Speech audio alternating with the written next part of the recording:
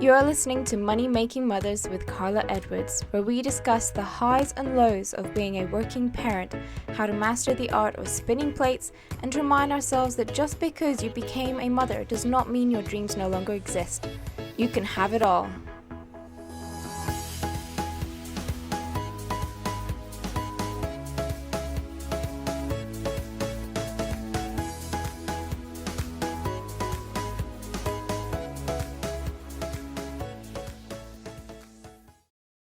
Hi everyone, welcome to this week's episode of Money Making Mothers, where I'm joined by the sensational Janine Spriggs, who is the owner of Head Candy Hair. Now, the business started over 10 years ago and has grown from strength to strength with now 4 companies running under the empire. She's just about to open a second salon and she's recently started doing her own hair, which is being shipped worldwide. She really is amazing and she's managed to do all of this whilst raising 2 children. I hope you all enjoy it as much as I did. Hi, I'm Janine. I own Head Candy Hair Extensions, Caricature London, Hairless Clinic Teesside and Head Candy Training Academy. How many kids have you got? I've got 2 kids. So you actually are a mother, that's why you're on the podcast. I am. Well, I try to be a mother sometimes. So, obviously, I know you on a personal level anyway, Janine, as I was officially your first ever client. Do you want to just give a bit of background on that first? Carla, do you remember the first time I done your hair and it took like 10 hours and then we ran out of hair because you had so much hair, your hair was like a mushroom. No, it come out and I couldn't hold my head up off my neck because there was that many rings in it. And you were like, you kept saying, Janine, are you sure you put enough in? We had to keep ordering packs and packs of hair. Oh God, you were the worst. And do you know what I was thinking actually the other day when you said you were going to do this? I remember coming around your house and going, I need you to wash my hair, I can't wash my hair with these extensions and it's too much. And I actually still do that now, if I need my hair washing, blow drying and straightening, somebody has to do it for me because it's too much pain to remember. Oh Carly, you're lucky if I wash mine once a week, I can never be asked. But tell us, obviously I know what you did and I know where you've come from and how unbelievable you are and what you've done, genuinely. Do you think I'm unbelievable, Carl? Tell me why. I do. I think you're inspiring because what you've, I'm not being bloody it's not an Annie show, but you were, you didn't, everyone sees all the glam side of it now, but it wasn't like that when we started. I used to babysit for you and it wasn't all everyone sees now. And I think what you've done in the last, is it 10 years? 11 years, it's been 11 years. Unbelievable. Oh, it's been hard work though, I'm not going to lie. We literally started from nothing, well I did anyway, nothing. I think it was family allowance you had years ago. What type benefit was it? I can't even remember what benefit it was. Something you have to go to the post office to get it stamped. I used to check your milk tokens in at the shop. I used to put milk tokens in and say, oh, can I get some bread for that? And you put it on the other day where you said about the pound in there. Oh God, we used to have a telly where you put the pound in. When I used to babysit your kids, you'd go, there's £5 on tokens.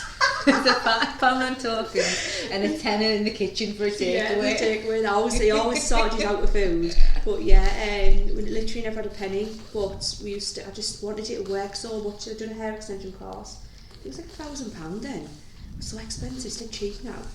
But and then I was really good at it. And then I was practicing. But I knew I had the knack for it. And I thought, I'm going to start this. And then I started working non-stop from morning till night. And my mum used to come round and say, Janine, listen, it's 11:15 at night, you need to stop now. This was still in your house, this is still at home, yeah.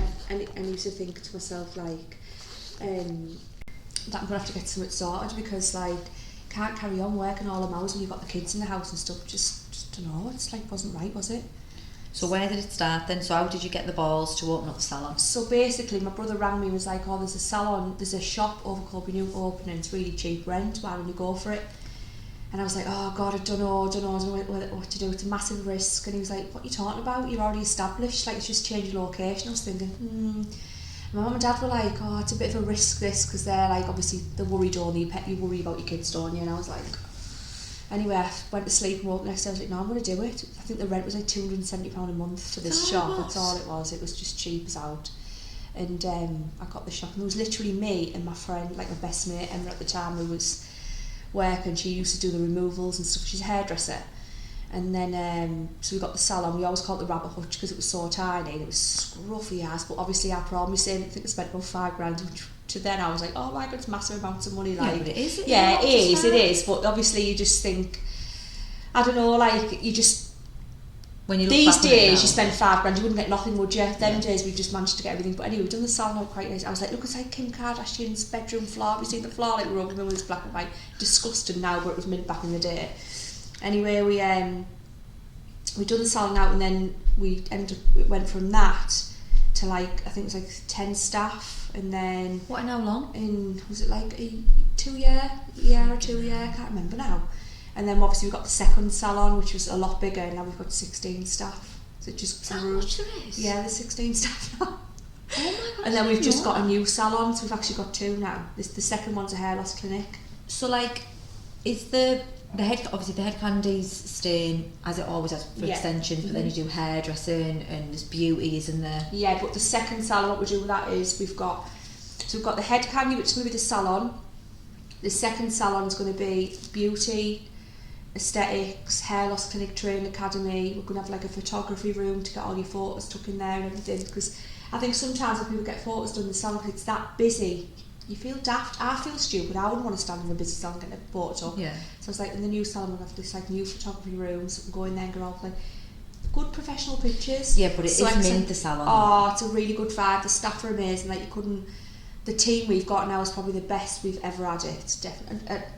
People have came and gone, and I miss them loads. Like, but now it's just like, I don't know. We all bounce to each other like one big family, really. But it actually is, you remember that years ago, that programme, I can't remember what it's called, where it was like a salon. It was called The Salon, wasn't it? And it was like basically like just a real life drama of what was going on. And that's what the salon's like, you walk in. I mean, and one it's- day you've got like, you know, me and Jake are killing each other. The next day Jake and Megan are scrapping.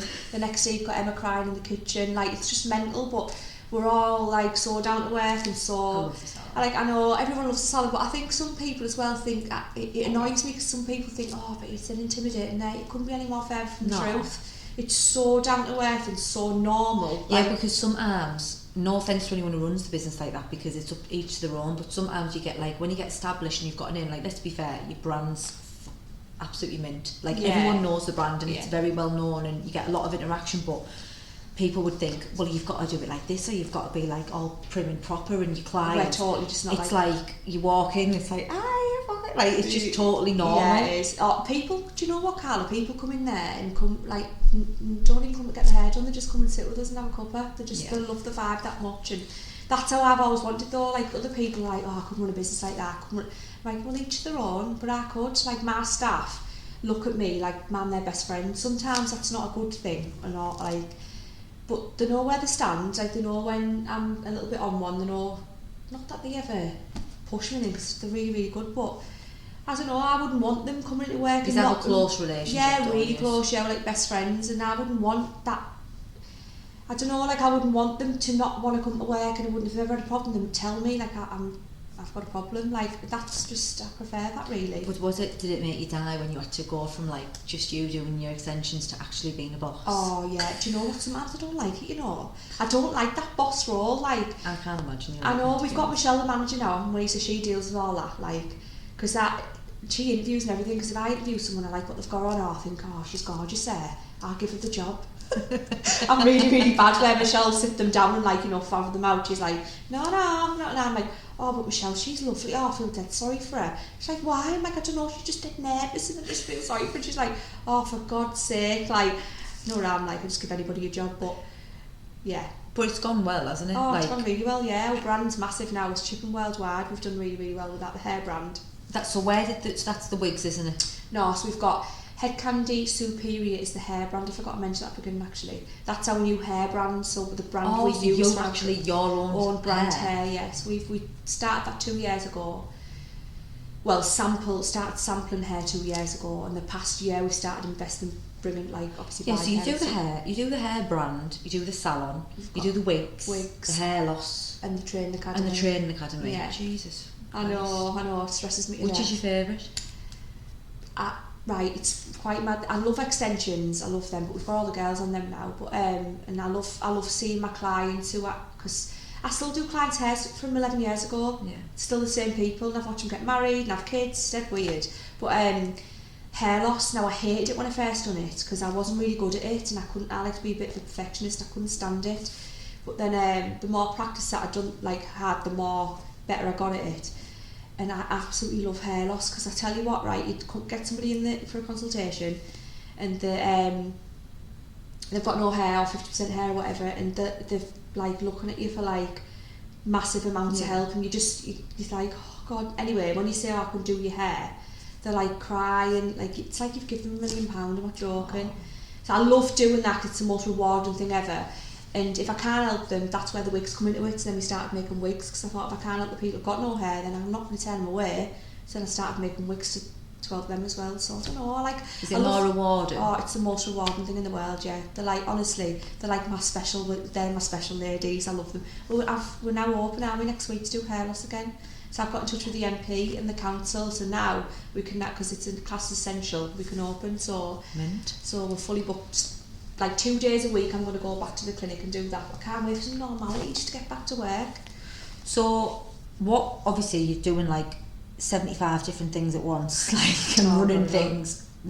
How is it when you're juggling with work and kids? Like, how did you get from doing what you were doing while you were in the house to doing what you're doing now whilst bringing up 2 kids? Oh God, hard. But I've got a really good support me. I've got my mum, my dad, like obviously the family, good friends. Paris is nearly 17 now, so she can watch uni the odd time. Obviously they're at school. To be honest, now I try and do it between school hours, because I've got staff, so they can work from 3 till 6 and fill them hours, do you know what I mean? So it's a lot easier now. But years ago, oh man, do you know what? I don't know how I coped. I was going to say, do you look back and be like, how did I actually do that? Yeah, how did I actually manage that? Yeah, I look back and I think, God, I used to work every single hour. But to be fair, I think the kids just didn't have a mum. It's really bad. Obviously they had the dad. Like, the dad was just the one who was like, they were just walking about. Yeah, they were just like, when I worked more, they were just like, oh, fend for yourself. No, I'm joking. But I don't know, I really don't know how I managed it. I did manage it. But like I say, the dad was really, really good. And like my mum and my family are really, really good. Yeah, and the lifestyle and stuff you've given now is like, I know it's not, everyone's got their own opinion on it, where it's like money over time and all the rest of it, but there's got to be a balance. In my opinion, there has to be a balance. Oh yeah, I do feel like though at the beginning I probably didn't spend enough time with them, and I used to buy them, but sort of buy the love, which is quite sad because I didn't see them. But in my back of my mind, I used to think, I'm building an empire for your future, with all this I'm doing for you. Like, and that's the truth. Like, now they can, I can set them up when they're like, no, I'm not saying I'm absolutely loaded, because I'm far from it, but we're comfortable, like we're alright, and they'll have a canny future, but they've got to work for it. They've got to go out there and get a job. I mean, don't get me wrong, like, they've got a good starting point in life, I think, where... Yeah, you've given them a better starting point than they would have done if you'd have been in the same place you were 11 years ago. Yeah, definitely. Oh God, yeah, definitely. But they don't, like I said, they don't get everything handed on a plate. They did at the beginning, but I totally put a stop to it about 2 years ago, because I started not appreciating anything. Like, they just thought, was Paris would drop a phone and break it. Oh, it's alright, Mum, we'll get me a new one. I was like, no, you really are going to get a new one. So I had to put a stop to that. But I don't know. I'll make them wear. They will work when they're older. They will. Do you think you'd have Paris working with you? I don't know. I think when she grows up a little bit, maybe, but we'll just be clash. She's nearly 17. She's full of hormones. It's her world. We all live in it. It's one of them, isn't it? But maybe, I don't know. I don't think she wants to get into that though. She always says she'd be a carer like a nana. She's got that care inside of her though. She loves it. She's just... But at what point did you think, right, this is definitely what I want to do for my future? Like, was it literally a case of... Because you had 2 kids. How old was Junior when you started? He was about 1. Was he? Yeah, he's 12 now. Oh my God, he was only 1 and about an apple as well. He's why I was doing hair in the kitchen. Yeah, but when was it just like a whim of, let me try this, see if it'll work? Because back then, to be fair, extensions weren't a big thing. No, but I don't know the word, but I think I hit it at the right time, because, like I say, they weren't a big thing. But then when, I'm not saying, God, there's people out there been doing extensions. There's enough business to go around for everyone. This is why we started the Trade Academy as well, because obviously I know how well you can do in hair extensions, and I see other people do well. That's why we've got the Trade Academy up and running. I don't know, just... Yeah, but there must be you must have had some assholes or people trying to put you down for what you were doing. Carla, you wouldn't even up. believe the stuff we went through, honest to God. We've had people slate us on Facebook. One of my pet hates as well is when another hair extensionist does it, because I always think in the back of my mind, like, why do you do that? Why do you always like want to slag Head Candy off like it's because it's done so well or whatever? You don't know us. You don't even know who we are. If you come in the salon, met us, you'd actually love us all. Like you don't, and it doesn't make you look any better by slagging another company off, because it's going to happen to you one time. You're going to do somebody's hair and make a mistake, because that's how you learn. Yeah. Like my girls who I've trained up, they've had people complaining. It's only normal, but like it's. One of my pet hates is when if somebody comes in and complains and they go somewhere else to get it fixed, that person will put it on Facebook, I've corrected Head Candy's work, and I'm like, you don't need to do that, because that person who you've corrected probably hasn't even come to us and asked us to resolve it. Like, and even if everybody was on the A game every single day, you would still get someone who's not going to be happy with something for some reason. Abby Carl, you can book a 7-star hotel and there's always going to be about one star review. It's just one of them, isn't it? You can't please everyone. But that's one of the things I can't stand, is when people do. I can't stand social media, like slandering. I hate it. I just think, go to the person. We're really, really approachable, Head Candy. Every single staff member in that salon is approachable. There's not one cow in there, to be fair, unless I'm during my period, but you know. So, in terms of where you've got from where you are now, what's been the most difficult part of it? Like, I think staff. I think staff's the hardest part ever. Like getting the right team. Like you get attached to your staff, you love them like family, and then when obviously they want to leave and spread the wings, that's fine. Sometimes it's the way they go about it, and loyalty as well. I'm a very loyal person, so I always expect it in return. And when someone's not loyal to you, that's been a difficult thing for me. I can't. It messes with me. I can't cope with it. I've got better with it as time's gone on, and like obviously you've got thicker skin. I've got thicker skin now, and my guard's up sometimes when I take people on, and I kind of suss them out straight away as well. I always think, because even if you're self-forged, because all my staff who work in that shop, like I want them to love that like 100%. No one's ever going to love your business like you love it, but I want them to. And like, don't get me wrong, you've got Jake, Meg, Emma, you've got all of them, and they all do love. I mean, a lot of them work for themselves, but under Head Candy, they do love it. But then you always know when someone's going to come in and they want to like, I don't know, like it worries me because of past things that have gone on. I don't know. Just but you're training them, aren't you? Yeah, like, I'm training you're putting them, a lot of time and effort into making sure that they're doing a job, and you're teaching them everything you know. Yeah. Obviously, there's a big risk there that they're going to then. You've spent all that time training them up, then they're going to leave. Then you're stuck again. Don't get me wrong, Danielle, who worked with me for years, I trained her up. She's gone and done her own thing now. I'm not bothered. Like, if anything, I help her all the time. She does lives and asks me out, answer questions, everything. We'll have our heads off, and you know, she uses my hair, and she just texts me all the time. Janine, I'm going to do this. Can you match hair for me? And I help her out, like, because she went away that she'd left on the right terms. Like, but I think that's the most difficult thing, when you get attached to a staff member and then they just leave, but be like an arsehole about it. And as well in your salon, because the atmosphere is such, I believe, is such a massive factor to why it's a success. That's my, like, just from coming in. I always say that. Because it's so different. Yeah. It's not like going in a normal salon. Like, a lot of time you walk in a salon, like, and you feel uncomfortable. Yeah. Whereas when you walk in yours, it's like you've got 4 different people, even if they don't know, you're going, you alright? Yeah. It's so relaxed. So your staff are a big part of that, because they make the atmosphere. Massive, yeah. But that's like, if anyone, well, they probably can't say that, but you always find that somebody says like, oh, it's like, I don't know, are they bitchy in there or whatever. I'm like, oh my god, we really aren't. Like, so don't worry, it's just one big family. You come in, we'd be like, oh, put your feet. We've had people coming in with a hangover, thrown up in the toilet. Janine made me a coffee, and I'm like, oh, for God's sake, 1 minute, my client, just come make her a coffee and sort of life out. It's just, that's just what we're like. It's just, but I do believe that. I always say, Head Candy's known. I know we do good transformations and our work's amazing, but it's known for the staff. They love the staff. They actually do love the staff in there. Like, everybody who comes in there, they just be your best friend. Like, people always say, you have to like, after New Year's, you know, do someone's weave or whatever. Oh God, we need a night out. Every single time, like, oh yeah, invite me out. I'm single now, I'll be out here. Never. You're single now? I'm single now.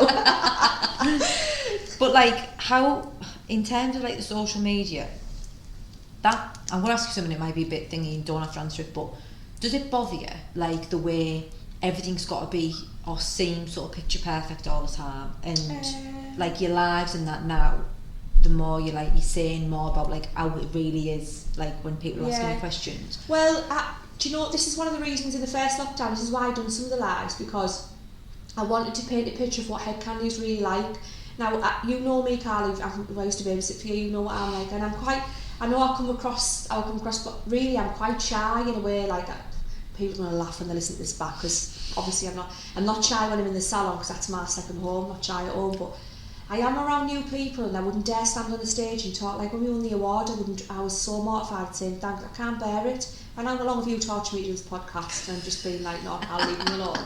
But I wanted to come across and show the people the real side of Head Candy. That's why we do the live, and it was a massive hit on Instagram. Like, we were getting people, please do a live tonight, and the Q&As and stuff like that, and they love it. And I think people relate to me a lot because I'm down to earth. You're normal, quite common, dead chavvy. Not common. Oh, I'm dead chavvy. I go to work in my slippers sometimes. My mum goes, I don't know how you did. I'm like, I don't care. I've got a busy day to start at 7. I finish at 7. I'm going in my jam bottoms and my slippers. I'm not bothered. My clients know what I'm like. They're not asked. Yeah, but this is what I mean. This is why it's different, because you are literally just yourself. Yeah, and totally. It's not like I think sometimes, especially with social media, it's like a big thing of, oh, look how perfect everything is and look how great everything is. It's like, nah. I'll tell you a story. One time a girl came from London, it was a few years ago, and she got a train to get her hair done. And she was quite posh, and I was thinking, oh my God, on Instagram it looks amazing. I mean, we are amazing, but like, it looks like a really posh salon. It looks come across like, I was thinking, I'm going to die inside when she comes in my salon and sees like Jake, being Jake for a start, I love him to death, and you've got Megan screaming at the other end of the salon, and then Emma doing the splits or singing, whatever, and I was thinking, oh my God, I'm going to die. Anyway, this client came, she was absolutely gorgeous, very, very, when you look at somebody thinking, oh, she's gorgeous there, dead posh. She was from like a really nice place and does talk dead posh. I was like, what? By the end of that day, she absolutely loved the salon, and she still comes back. Once a year she comes back, every year she comes back here, gets a weave in and gets a refit in London, every year, loves it. And that was a few years ago, and I always think she loved the vibe, and I got the wrong end of that. I judged her wrong. I was thinking in my head, oh God, she's dead posh. Is it Knightsbridge? Is that quite posh? Yeah. Well, that's where she's from, and I was thinking, oh God, no. I used to go to everyone, please don't be screaming. She please, when she comes and just don't. Oh, she loved it in the end. She sat drinking a can of bud with us. I'm not even joking. A can of bud. I was poor man in a cup, and she was just having a can of bud. But yeah, she comes back now once a year, gets a weave done. But like for girls who are wanting to start their own business and things, like, would you say the best way to create recurring business where people are going to keep coming back is just being be yourself? Just be yourself, yeah. Be yourself. Don't let anybody stand in the way. Don't put this false person because you're a business owner and you think you're this, that and the other. Just be who you are.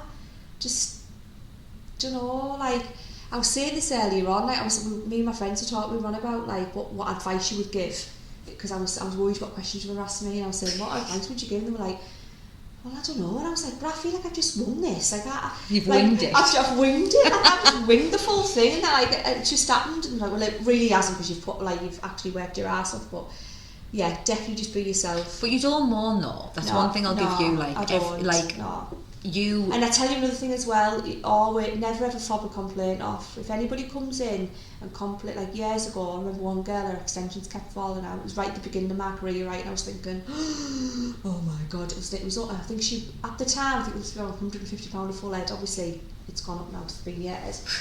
And I was mortified, and I was like, oh my God, and I was in tears, and Mum was like, pull yourself together, sort your head out, this is just going around. But I took it that personal, like I couldn't stand it, and I was like, anyway, I give her a refund and I refit to her everything. But I think that's really good customer service. That's what you should do. Yeah. And make that client go away, like, and she, you know, she did come back and got her head done or whatever, but I always think just never ever fob a client off, never not pay, like, not pay, but never treat people how you like to be treated. Yeah, that's what, exactly, yeah.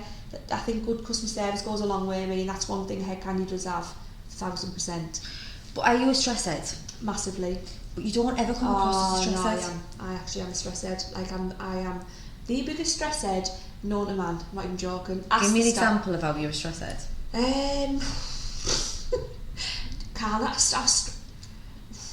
I don't know, you put me on the spot now, but if you ask the staff, they always say I'm the messiest, I'm the scruffiest, like, I'm not even like a boss, I'm just, like, I'm a massive stress head. But with the salon, I'm probably not, because like I'm not asked if we finish work and the salon's a mess, I'll just go, I'm not bothered. Remember the flood? When you get your hair done, there was flood, and I come strolling over, and I was like, bearing in mind, just for everyone listening, Jake was doing my hair after hours as a favour, bless him, because he gets tortured. And he was washing, I had Alba with me, didn't I? Yeah. Brought Alba, because I was working in between. Or is it money making brothers? Yeah, so I had Alba with me, and literally he was doing my hair, and we went away, and he started putting a toner on or something, and he was like, "Where's all?" Alba was literally puddling, like she was like tapping in the water with her feet, like singing Muddy Puddles of Peppa Pig, and we were like, "What's she going on about?" We turned round, the full salon was flooded to the point where we didn't want to go. It's coming through the ceiling. We flooded them about 10 times. We were like, "What is wrong? What's happened?" And no one understood what had gone on. You were like, we rang you going, "Hey God, this is happening." It's alright, I'll ring so and so. Like, just that's what I mean. Like, you do come across very like as if don't sweat the small stuff, like type thing. Like, I am. Don't get yourself worked up. I stress over the most stupid things, like I don't know, like just nothing to do with work.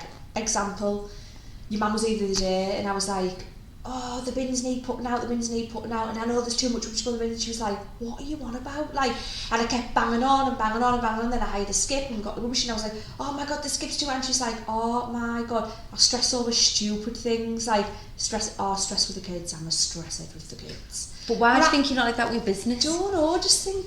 Could you think you've got good control of that? Yeah, I feel, well, like, yeah, I have, but I do rely on the staff a lot as well, like, because I think we all have good control over it. Because I think if I take all the credit, they'll all be screaming at me later on when they listen to this podcast. Because in all fairness, Michelle, who's the manager, I don't know what I'd do without her. She's just like, she like rules, like runs my full life. I'm not even joking. Everything. Like this morning, did you make that a point for the doctors? Like, she's totally like, yeah, she's on you. Yeah, she's on my back all the time. And the staff, like, if they need a day off, they go to Michelle, or they just. What do you actually do then? I don't do anything.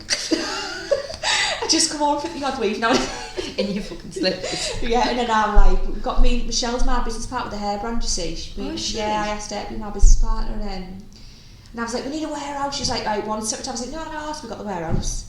And then she was like, and I was like, I need a new salon. And then we got the new salon. She's like, oh, she can't keep up with me, Michelle, but yeah, this is the difference. I'm massive. I'm a you? Risk taker and dead spontaneous. She's sits back and she like observes. Yeah. And she's like, no, Janine. I'm like, no, no, I've done it. Yeah, but it's already done. Signed, sealed, delivered. It's done. She's like, oh, I can't go, but it works every time. Yeah, but is there anything you regret? Is there anything you think, I wish I'd actually sat and thought about that? Well, no, not really. The new salon, we've done it different. We've done a lot of business planning this time round, where sometimes I'm thinking, is this a good thing or a bad thing? Because the first time I did no business plan, I got Just the salon jumped in. and that was a jump head first and it worked. But this one, we've done everything. We've wrote everything out. We've done what we want to do, who's going in what room, like what we're going to bring to the business. We've done everything, and I'm thinking, that scares me. That's too organised. Yeah. And I'm like an organised. And you're waiting mess. for it to be a success type thing. Yeah, it's going to work. It's definitely going to work. Like the hair loss is already working. This is the reason why I've got the new salon, because I thought, push all the beauty in the salon. I can't really.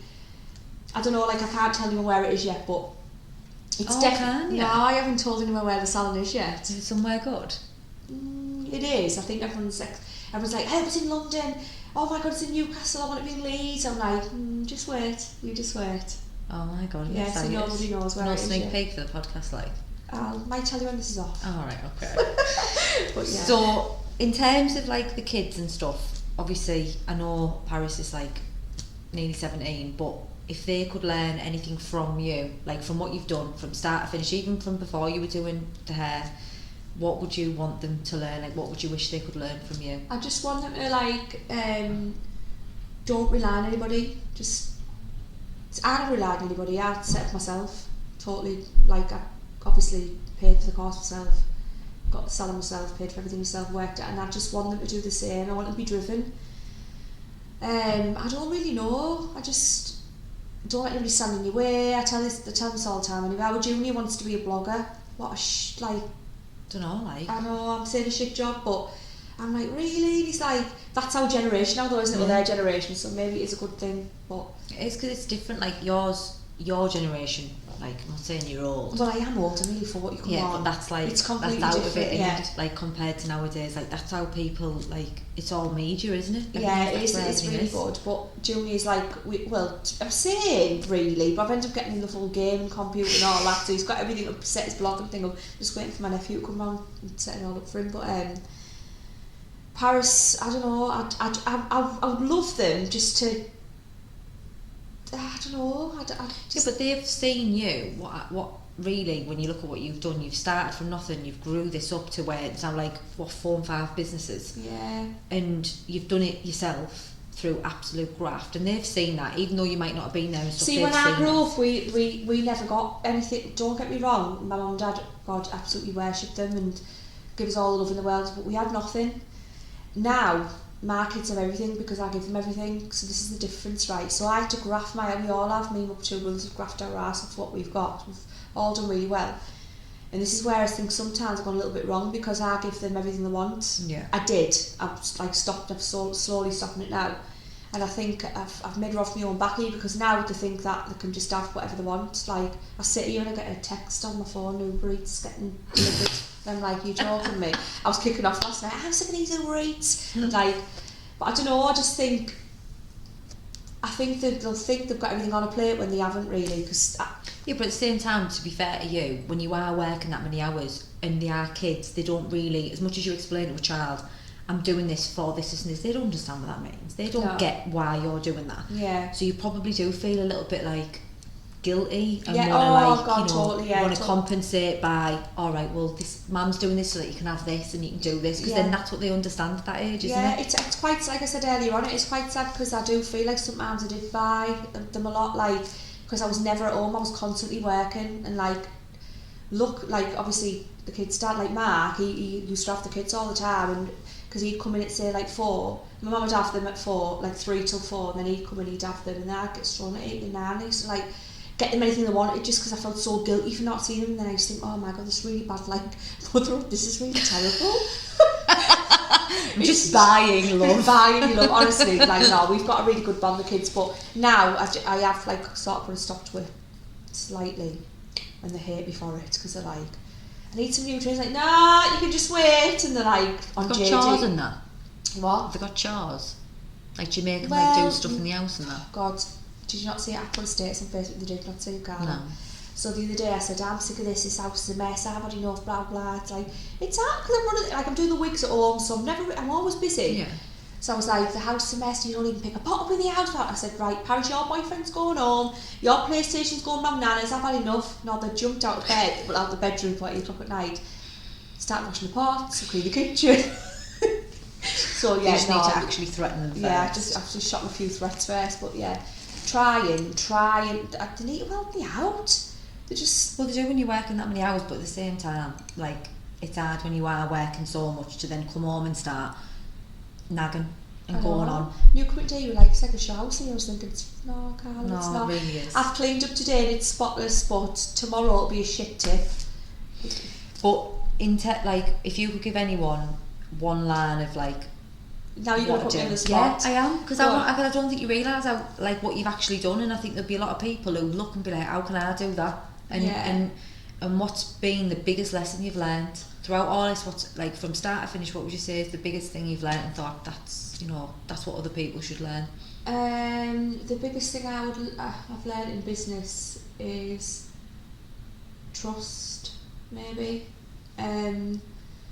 Don't trust everyone 100% because everyone's with themselves, and there's no loyalty where business lies at all. I've massively learned that, like, and just look after yourself and your own business. Look after everybody else, like I look after all the staff and they look after me, but just keep that guard up slightly when you've got your own business. That's what I would say, definitely.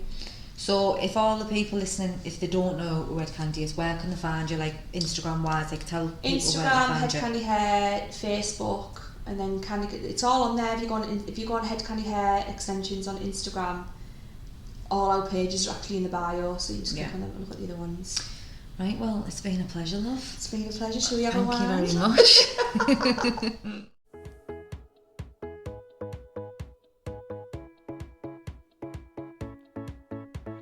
You have been listening to the Money Making Mothers podcast with Carla Edwards.